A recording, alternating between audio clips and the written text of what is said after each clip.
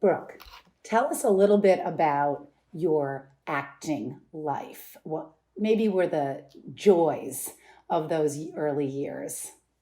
Okay, well, the joys are a little harder to ferret out, but I started acting when I was a little girl at my father's summer theater, and I loved acting. I never went to college. I just assumed I was going to act. In high school, I did a guest spot on a TV show, and then I did a series at 16 in Los Angeles. And so I didn't go to college, but I started working as a waitress, as all actors have to, and um, ended up leaving on a trip with my sister to Europe. And I ended up in Spain, where I stayed for 4 years because I didn't know what to come back to. I didn't have college. So those were sort of my college years, learning Spanish and learning about Spain.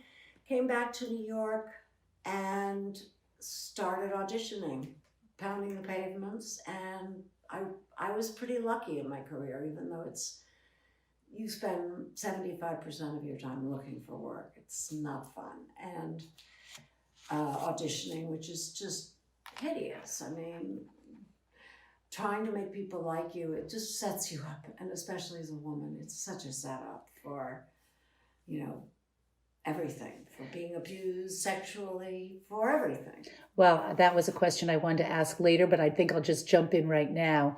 Um, when you think about Brooke Adams' career, if you were starting today, it's 2019, as a mentor or having known the acting profession, what would you tell that younger Brooke, or what would you tell young actors today? What would you maybe do differently, or any advice that you would have? Well, I think it's very different now. It used to be that you actually had an agent who worked for you. That doesn't exist anymore. Agents work for the producers.